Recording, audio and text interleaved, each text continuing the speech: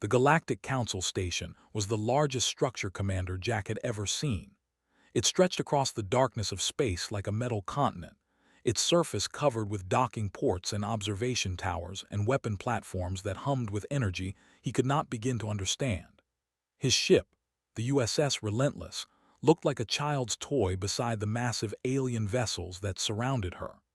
Jack stood on the bridge and watched through the main viewport as they approached the designated docking bay.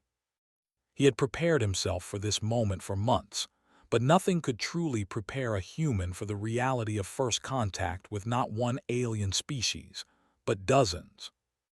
Lieutenant Kate stood at the tactical station behind him. She was a veteran of 3 deep space missions and had seen things that would have broken lesser officers, but even she seemed nervous today. Her fingers moved across her console with practiced efficiency, but Jack noticed the slight tremor in her hands. He did not blame her. They were about to walk into a room full of beings who had been traveling between stars when humanity was still learning to make fire. Chief Engineer Daniel Cooper emerged from the access corridor that led to the lower decks. His uniform was stained with grease, and his hands were rough from years of working with machinery.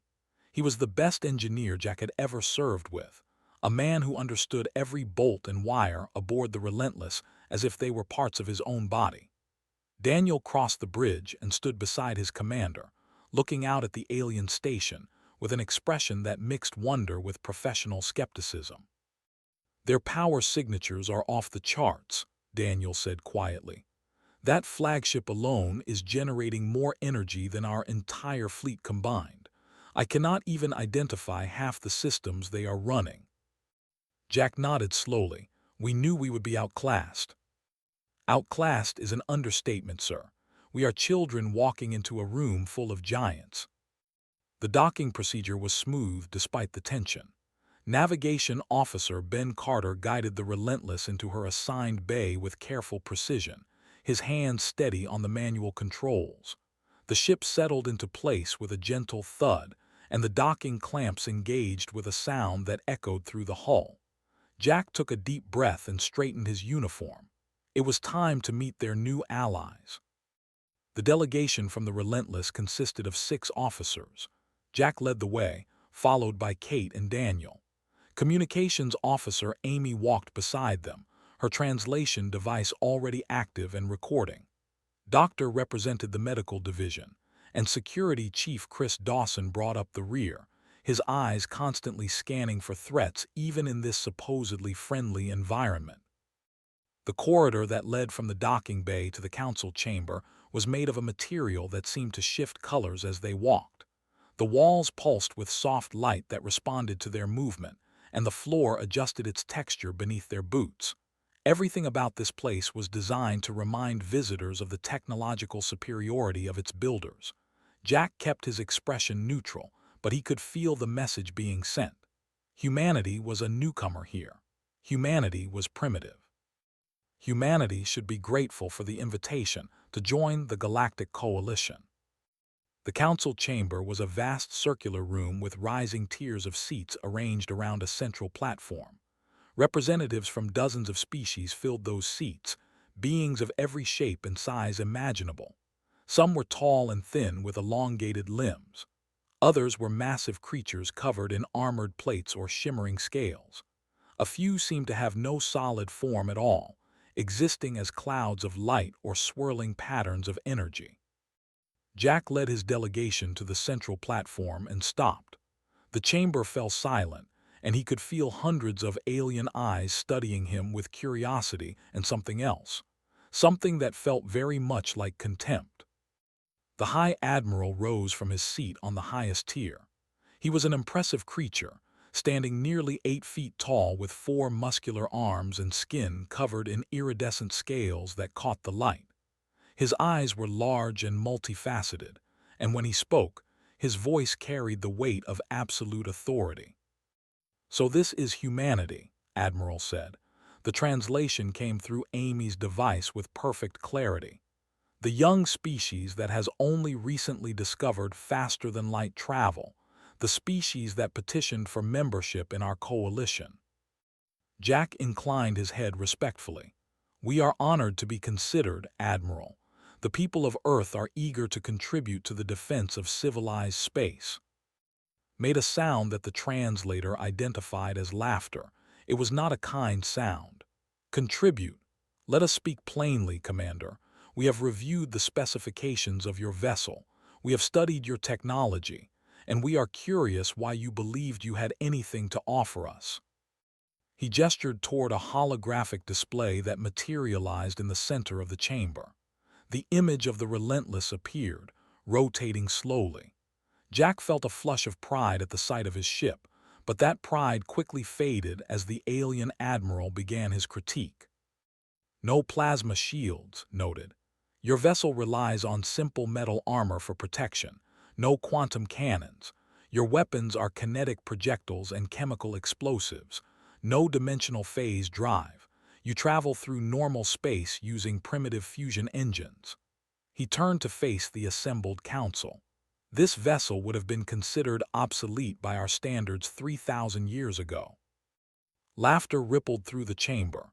Jack heard clicking and buzzing and strange harmonic sounds as dozens of species expressed their amusement at humanity's expense. Kate stiffened beside him, and he could see the anger building in Daniel's eyes. But Jack remained calm. He had expected this. He had prepared for it.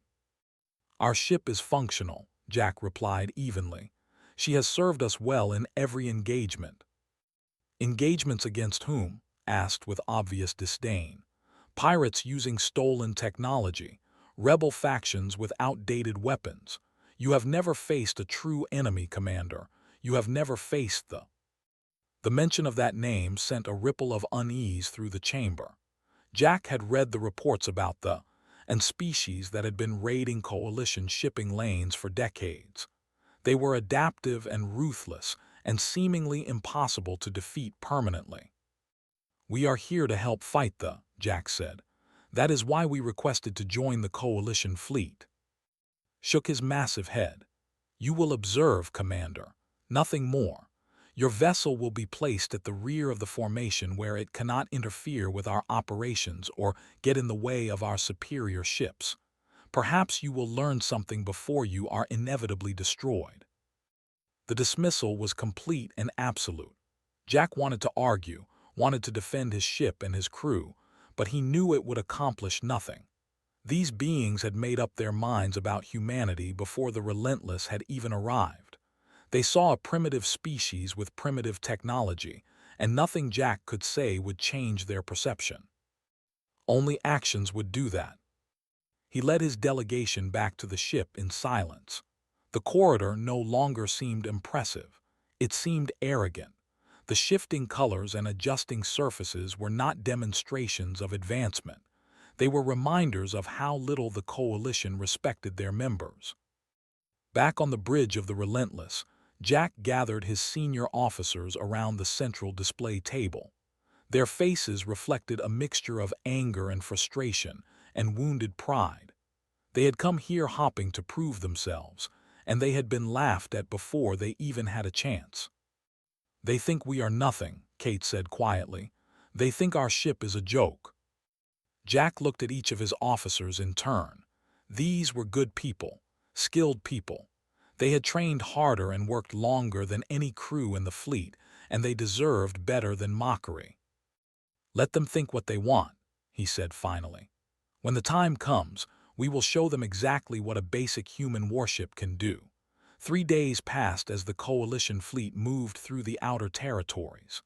The Relentless traveled at the rear of the formation as ordered, her sensors recording everything while her crew watched the alien vessels with a mixture of envy and professional curiosity. The flagship alone was larger than a small moon, its hull bristling with weapon systems that could level continents. The cruisers moved with elegant grace, their quantum cannons humming with barely contained power. The battleships were floating fortresses, their dimensional phase drives allowing them to teleport short distances with terrifying precision. And behind them all, the Relentless followed like a stray dog hopping for scraps. Jack spent most of his time on the bridge, studying the tactical displays and learning everything he could about their new allies. Kate ran constant simulations, testing their weapons against hypothetical scenarios. Daniel kept the engineering teams busy with maintenance and upgrades, making sure every system aboard the ship was operating at peak efficiency. They might be considered primitive, but they would be ready when the moment came. Amy was the first to detect the anomaly. She sat at her communication station, monitoring the various channels used by the Coalition fleet, when her console began flashing with urgent warnings. Her face went pale as she processed the incoming data.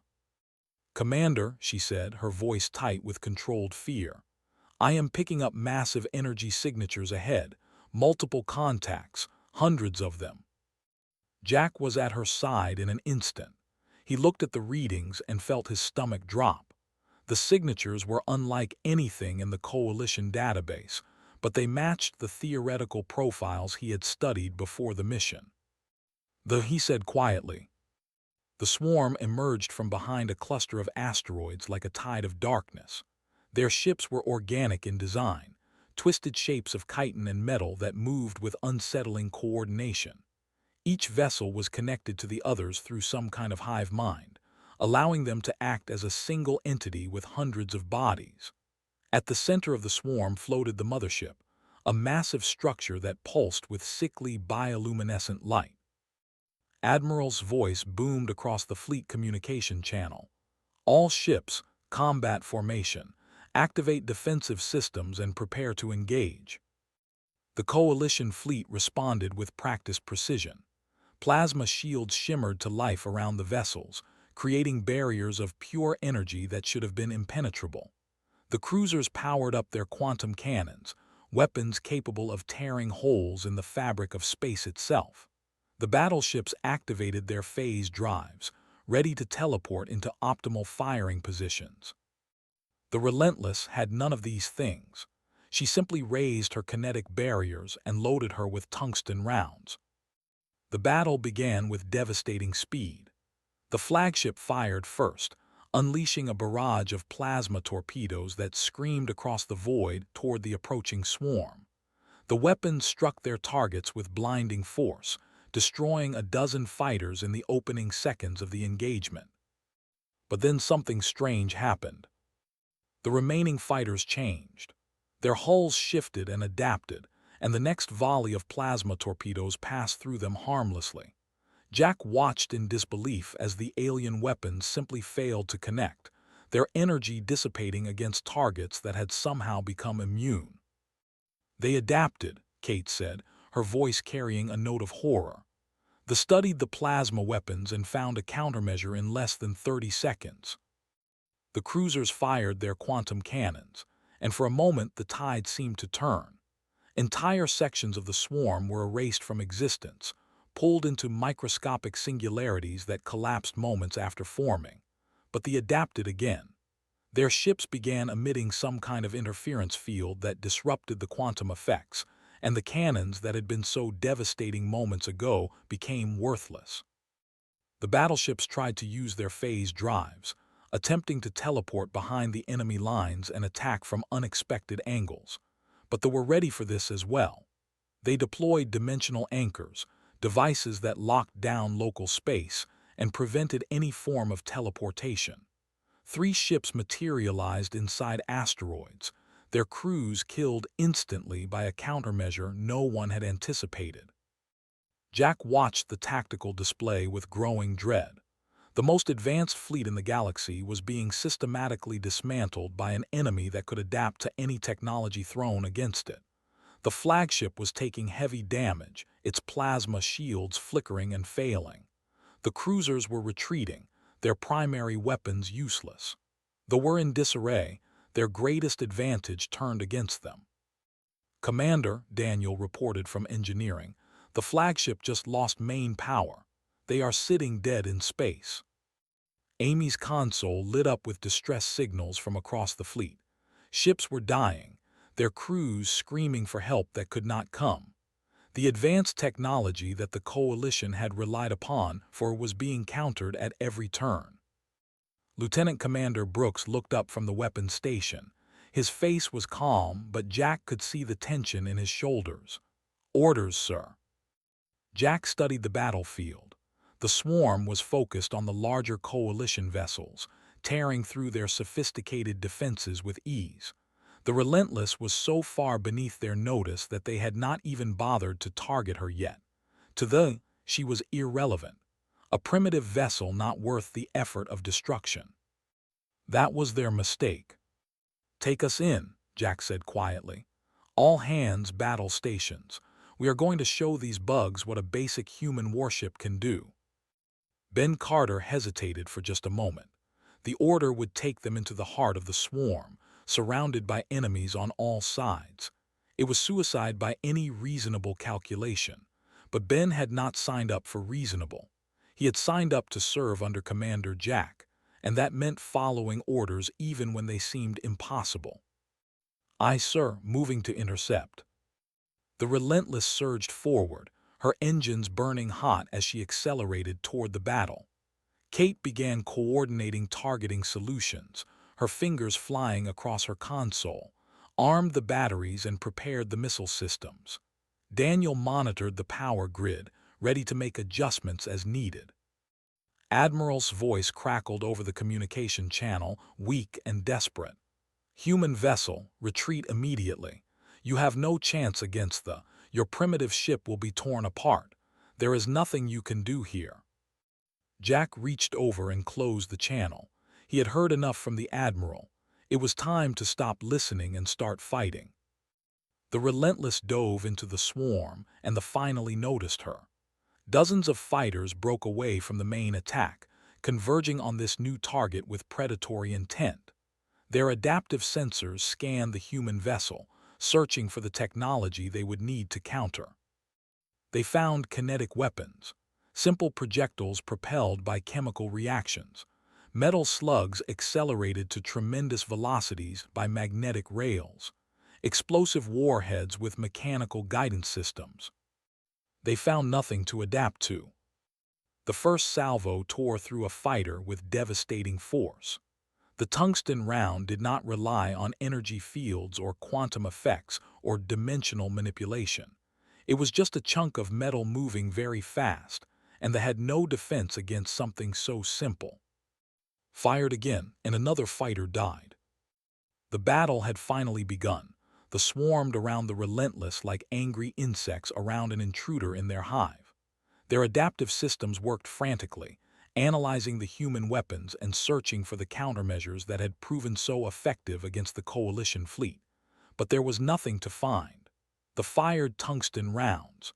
The missiles carried explosive warheads. The defensive systems used physical barriers and interceptor projectiles. Everything aboard the human vessel was mechanical, chemical, kinetic. There was no exotic energy to redirect, no quantum signature to disrupt, no dimensional frequency to jam. Brooks fired the main batteries in steady rhythm, each salvo punching through fighters with brutal efficiency. The aliens had never encountered enemies who relied on such primitive technology. Their entire evolutionary strategy was based on adapting to advanced weapons, and the Relentless gave them nothing to adapt to. 3 more kills confirmed, Kate reported from Tactical. Her voice was steady despite the chaos unfolding around them. "Enemy fighters are having difficulty penetrating our kinetic barriers. Their weapons are designed to counter energy shields, not physical armor." Jack nodded grimly. This was exactly what he had hoped for when he designed the Relentless's defensive systems.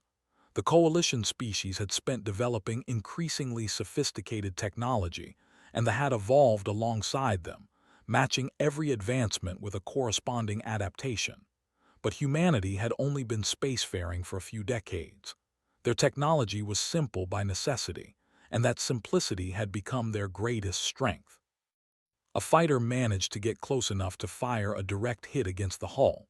The ship shuddered with the impact, and alarms blared across the bridge, but the armor held. It was just steel and titanium, alloys that humanity had been working with for centuries. There was nothing sophisticated about it, nothing that could be disrupted or neutralized. The weapon splashed against the hull and left scorch marks, but it did not penetrate. In engineering, Daniel Cooper worked with calm focus as his team addressed the damage. They patched breaches with welding torches and reinforced weakened sections with spare plating. No advanced repair drones or self-healing nanomaterials. Just human hands doing human work. Hull integrity holding at 92%, Daniel reported. We can take more punishment, Commander. This old girl was built tough. The Relentless carved a path through the swarm, her weapons blazing in all directions. The close-in weapon systems filled the space around her with a wall of metal, intercepting incoming projectiles and shredding fighters that got too close. Pilot specialist Laura Mitchell executed evasive maneuvers with precision that no automated system could match, her hands responding to the ship's movements with instincts honed by years of training. Mothership is turning toward us, Kate announced. They are redirecting weapons from the Coalition fleet. Jack felt a cold satisfaction at those words. The had finally recognized the Relentless as a threat. The primitive human vessel that should have been destroyed in the opening minutes of the battle was now drawing fire away from the crippled Coalition ships. Let them come, Jack said. Target the mothership. Give them something to think about. The main batteries rotated toward the massive vessel. These were not the light weapons used against fighters. These were capital ship killers, magnetic accelerators capable of launching projectiles at a significant fraction of the speed of light. Entered the targeting coordinates and checked his calculations twice before firing. The first round struck the mothership's forward section with enough force to crack its armored carapace. The vessel shuddered visibly, its bioluminescent glow flickering with what might have been pain. A second round followed, then a third, each impact driving deeper into the alien structure. The mothership returned fire with everything it had. Beams of corrosive energy lanced across space, weapons that had melted through Coalition shields in seconds. They struck the Relentless and began eating into her armor, but the damage was slow. The beams were designed to overwhelm energy barriers, not burn through solid metal.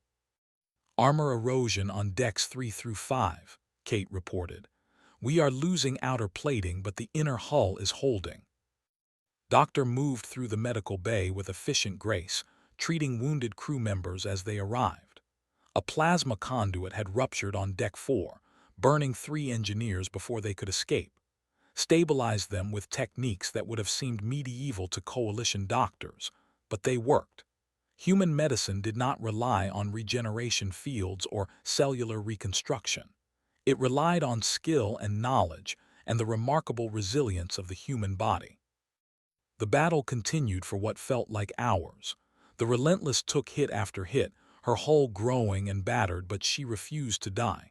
Every time the thought they had found a weakness, the human crew adapted.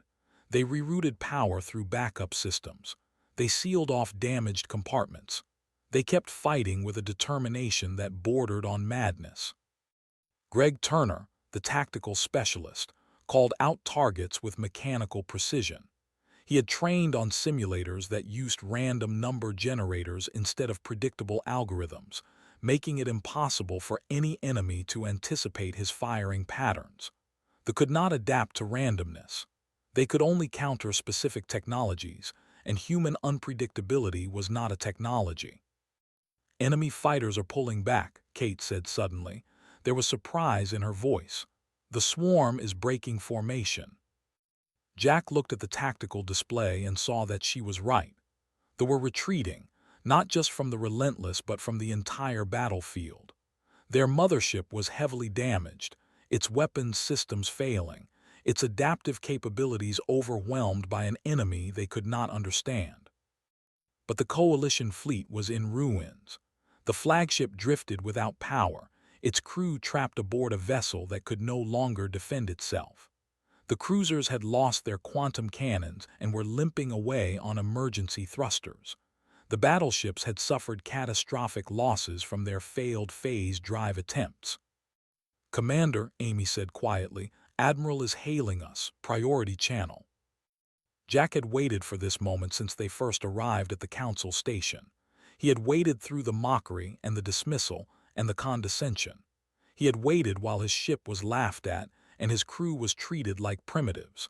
Now the Admiral was calling for help, and Jack found that he felt no satisfaction in it, only the grim determination to do what needed to be done.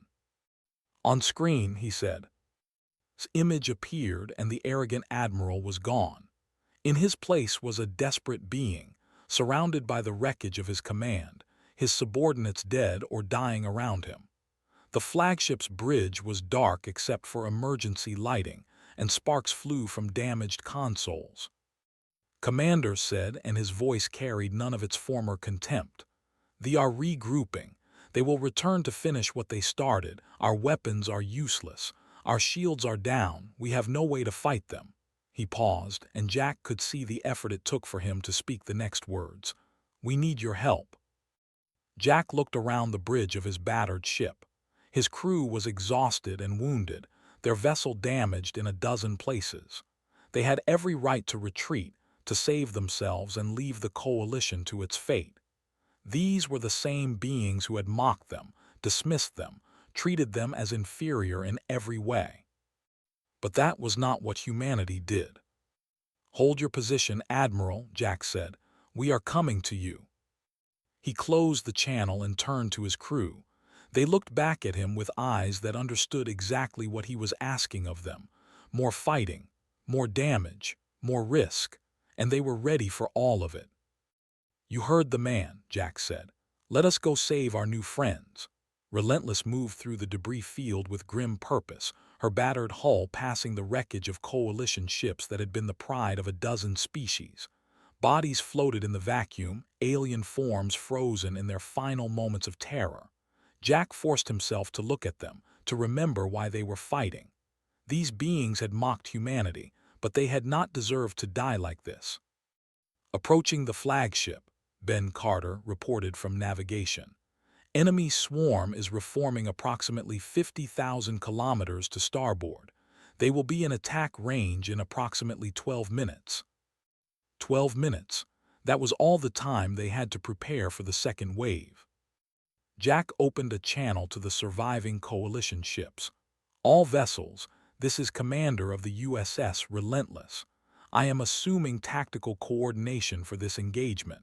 Transmit your current status and weapons availability. There was a moment of silence on the channel. Jack understood. He was a human, commander of a ship they had called obsolete just days ago. He had no authority to give orders to species that had been fighting wars when humanity was still living in caves. But desperate times demanded desperate measures, and the coalition had no other options. Admiral's voice came through first. This is the flagship. Our plasma weapons are offline. Shields are down. We have minimal maneuvering capability. We are effectively defenseless. Other reports followed. The cruisers had lost their quantum cannons but retained some secondary weapons that might be effective at close range. The battleships had disabled their phase drives after the earlier catastrophe, but their conventional weapons still functioned. Various smaller vessels reported similar conditions. Advanced systems offline, basic systems operational. Kate compiled the data and displayed it on the tactical screen. We have approximately 30% of the fleet still combat-capable, Commander. Most of that is secondary and tertiary weapons that they have not yet adapted to. Because they did not consider them worth adapting to, Daniel added from engineering. The coalition relied on their advanced systems so heavily that they neglected the basics. They learned to counter the sophisticated weapons and ignored everything else. Jack studied the display with growing understanding. The coalition had the same problem that militaries throughout human history had faced. They had become dependent on their most advanced capabilities and had forgotten how to fight without them. When those capabilities failed, they were helpless. But humanity had always been adaptable. Humanity had always found ways to fight with whatever tools were available. All coalition vessels, Jack said over the command channel, reconfigure your weapons for kinetic bombardment. Load any solid projectiles you have available. Disable your targeting computers and switch to manual aiming. They adapt to technology. They cannot adapt to humans. The responses ranged from confused to skeptical to outright hostile. A captain demanded to know what Jack thought he was doing. A commander questioned his sanity, but silenced them all with a single word: obey. The next 10 minutes were a frenzy of activity. Coalition crews scrambled to implement Jack's orders, pulling weapons from storage that had not been used in generations. They dug out ancient mass drivers that their ancestors had used before the invention of plasma technology. They loaded their torpedo tubes with solid warheads instead of quantum charges. They disconnected their targeting computers and assigned crew members to manual firing stations. The Relentless moved to the center of the reformed fleet, taking the position of honor that should have belonged to a flagship. Her crew worked alongside their alien counterparts, offering advice and assistance through the communication channel. Walked a gunner through the basics of ballistic calculation. Kate helped a tactical officer understand the principles of kinetic defense. Daniel explained to an engineer how to bypass sophisticated power systems and run weapons directly from reactor output. Enemy swarm approaching, Laura announced from the helm. Contact in 3 minutes. Jack looked at the tactical display one final time. The fleet was ready, or as ready as it would ever be. 30 vessels arranged in a defensive formation, their crews scared and uncertain but willing to fight. And at the heart of it all, the USS Relentless, battered and absolutely unbowed. All ships, Jack said calmly, hold your fire until my command. Let them come to us. The swarm approached with predatory confidence. Their mothership had been repaired enough to rejoin the battle, its adaptive systems analyzing the coalition fleet and finding the same sophisticated technology that had failed before. The aliens expected an easy victory. They expected to finish what they had started. They did not expect what happened next. All ships fire. The coalition fleet erupted with weapons that they had never encountered. Mass drivers hurled chunks of metal at devastating velocities. Unguided missiles streaked through space on pure chemical propulsion. Solid projectiles of every size and description filled the void with a storm of kinetic destruction. They tried to adapt, but there was nothing to adapt to. Their system searched for energy signatures to counter and found none. They looked for targeting frequencies to jam and found only human eyes and alien hands making manual adjustments. They tried to anticipate firing patterns and found the beautiful chaos of biological decision-making instead of predictable algorithms. Fighters died by the score. Their adaptive armor was designed to counter energy weapons, not solid projectiles. Their defensive systems were calibrated for sophisticated attacks, not primitive ones. They were facing an enemy that had forgotten more about advanced technology than humanity had ever learned, and that enemy had been forced to remember the basics. The mothership tried to retreat, but the Relentless cut off its escape route. Jack drove his ship directly into the alien vessel's path, blazing. The mothership's weapons scored deep gouges in the human ship's armor, but the Relentless kept coming. She was a bulldog with her teeth sunk into an enemy that could not shake her loose. Hull integrity at 67%, Kate reported. We are taking serious damage, Commander. Keep firing, Jack ordered. We do not stop until that thing is dead. Poured round after round into the mothership, targeting critical systems with the accuracy of a man who had practiced this moment his entire career. Each impact sent shockwaves through the alien vessel, cracking its organic hull and exposing the soft structures beneath. The mothership tried to fight back, but its weapons could not penetrate the Relentless's simple armor fast enough to stop the assault. Behind them, the coalition fleet continued their barrage. Mass drivers ripped through fighters. Missiles exploded against enemy hulls. Projectiles shattered adaptive armor that had never been designed to stop solid matter moving at tremendous velocity. Chris Dawson led damage control teams through the lower decks, sealing breaches and rescuing trapped crew members. His people worked with desperate efficiency, knowing that every second counted. They were not technicians trained to monitor automated repair systems. They were sailors who knew how to save a ship with their bare hands. The mothership began to break apart. Its bioluminescent glow faded, replaced by the orange light of internal fires. Escape pods launched from its dying hull, but most of them were caught in the crossfire and destroyed. Jack felt no sympathy for them. They had come to kill, and now they were dying instead. "Mothership destroyed," Kate announced, and her voice carried a note of exhausted triumph. "Remaining enemy vessels are scattering. They are retreating." Jack slumped back in his command chair and let out a breath he did not realize he had been holding. Around him, his crew allowed themselves a moment of celebration. They had done it. They had beaten an enemy that should have been unstoppable, using weapons that the galaxy had considered obsolete. "Commander," Admiral's voice came through the communication channel, and for the first time since they had met, it carried genuine respect. "The Coalition owes you a debt that cannot be repaid. You and your crew have saved us all." Jack looked at the tactical display, at the scattered remains of the swarm fleeing into the darkness of space. The battle was over, but he suspected the real work was just beginning. "Just doing our job, Admiral," he replied. "Just doing our job." Journey back to the Galactic Council station took 3 days. The Coalition fleet limped through space at reduced speed, their damaged vessels barely capable of faster-than-light travel. The Relentless traveled among them, no longer at the rear of the formation. Jack had tried to decline the position of honor but had insisted. The human ship had earned her place at the front. Daniel spent most of the journey in engineering, overseeing repairs that should have been done in a proper shipyard. His teams welded armor plates and replaced damaged components with spare parts salvaged from less critical systems.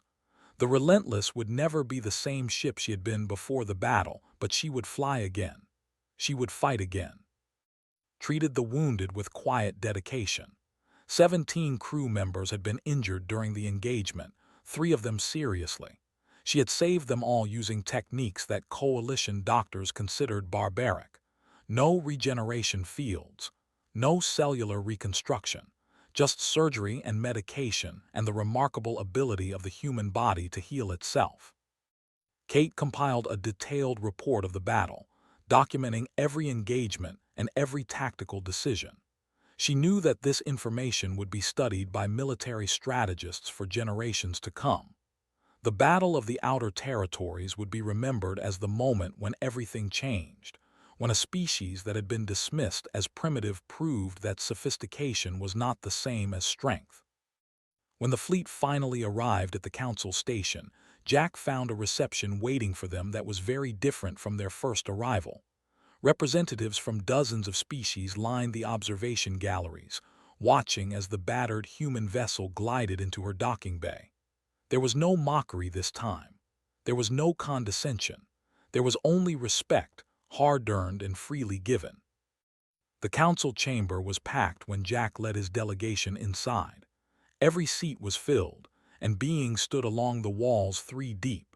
The ambient noise faded to silence as the humans took their place on the central platform. Jack looked up at the assembled representatives and saw expressions that ranged from curious to awed to something that looked very much like fear. Admiral rose from his seat, and this time he did not look down at the humans with contempt. He descended from the highest tier and crossed the chamber floor to stand before Jack. The 2 commanders faced each other, the towering alien and the ordinary human, and for a moment neither spoke. "Commander," said finally, his translated voice carrying to every corner of the chamber, "I owe you an apology. When your ship arrived, I dismissed her as obsolete. I called her primitive. I laughed at your weapons and your armor and your technology." He paused, and Jack could see the effort it took for the proud admiral to speak these words. "I was wrong. I was arrogant and foolish, and my arrogance nearly cost us everything." Jack shook his head slowly. "You were not wrong about our technology, Admiral. It is primitive by your standards. We have no plasma shields or quantum cannons or dimensional phase drives. We are exactly what you said we were. Then how did you defeat The question came from a representative, a slender being with large dark eyes. How did a primitive ship destroy an enemy that our advanced fleet could not touch? Kate stepped forward with her, "May I, Commander?" Jack nodded, and Kate addressed the council with the confidence of someone who had earned the right to speak. They are adaptive. Their entire strategy is based on analyzing enemy technology and developing countermeasures. They have been fighting the Coalition for decades, and in that time they have learned to counter every sophisticated system you possess. Plasma weapons, quantum effects, dimensional manipulation. They can neutralize any of it within minutes of exposure. She pulled up a holographic display showing the adaptive process. But they cannot adapt to simplicity. A kinetic projectile has no energy signature to counter. A chemical explosive has no frequency to jam. Manual targeting cannot be predicted by algorithms. They were so focused on defeating advanced technology that they never developed defenses against basic technology. And that is what humanity uses. The council chamber buzzed with conversation. Representatives debated among themselves in a dozen languages, their translation devices working overtime. Jack waited patiently for the noise to subside. Admiral raised his hand for silence. "What you are describing is a philosophy, not just a technology. You are saying that humans deliberately choose simple solutions over complex ones." "We call it redundancy," Jack replied. "We call it reliability. On Earth, we learned long ago that the most advanced solution is not always the best solution. Sometimes survival depends on having systems that work in any condition, against any enemy, regardless of what advantages that enemy might possess." He looked around the chamber at beings who had traveled between stars for. "Your species developed incredible technologies. You created wonders that humanity can barely comprehend. But somewhere along the way, you forgot the basics. You forgot that a weapon does not need to be sophisticated to be effective. You forgot that armor does not need to be powered by energy fields to protect the people behind it. You forgot that sometimes the simplest answer is the best one." A commander spoke from the upper tiers. "You are suggesting that we abandon our advanced systems, that we return to primitive weapons." "No," Jack said firmly. "I am suggesting that you remember them. Keep your quantum cannons and your phase drives. They are remarkable achievements. But also keep mass drivers and kinetic barriers and manual controls. Have backups for your backups. Be ready to fight without your most advanced capabilities, because someday an enemy will find a way to take those capabilities away." The council deliberated for 3 hours. Jack and his crew waited in an adjacent chamber, exhausted but unable to rest. The fate of humanity's relationship with the galactic community was being decided, and there was nothing they could do but wait. Finally, the doors opened and Admiral entered. He was accompanied by representatives from every major species in the Coalition, and they carried themselves with the formal dignity of beings about to make an important announcement. "Commander," said, "the Coalition has reached a decision. We are extending full membership to humanity, effective immediately. Your species will have a seat on the Council and a voice in our deliberations. Your ships will serve alongside ours, not as observers but as equals." Jack felt something loosen in his chest that he had not realized was tight. This was what they had hoped for, what they had worked toward since first contact. Acceptance, respect, a place among the stars. "Furthermore," continued, "we are requesting a technology exchange. We wish to learn from your engineers and your tacticians. We wish to understand the philosophy that allowed a single primitive vessel to do what our advanced fleet could not." Daniel stepped forward, a slight smile on his tired face. "We would be honored to share what we know, Admiral. Though I should warn you, our methods are not glamorous. They involve a lot of hard work and getting your hands dirty." Made the sound that translated as laughter, but this time it was warm rather than mocking. "I believe that is exactly what we need, Chief Engineer." The delegation returned to the Relentless that evening. The ship was quiet, most of the crew sleeping off the exhaustion of the past week. Jack stood on the bridge, looking out at the Galactic Council station and the stars beyond. Kate joined him after a while. "We did it," she said quietly. "We actually did it." Jack nodded slowly. "We showed them what humans are made of. We showed them that simplicity is not weakness. We showed them that sometimes the old ways are still the best ways." He placed his hand on the console beside him, feeling the familiar hum of the ship's systems beneath his palm. The Relentless was battered, and her hull marked by 100 impacts and her armor weakened by enemy fire. But she was still here. She had carried her crew through an impossible battle and brought them home alive. "What happens now?" Kate asked. Jack smiled slightly. "Now we go home. We tell Earth what we accomplished out here. We train the next generation of officers to remember the lessons we learned. And we build more ships like this one. Ships that are simple and reliable and tough enough to survive anything the universe throws at them." He looked out at the stars, the vast darkness filled with wonders and dangers beyond imagination. Humanity had taken its first steps into a larger world, and they had proven themselves worthy of their place in it. The galaxy would never underestimate them again. "Welcome to the future," Jack said quietly. "Humanity has arrived.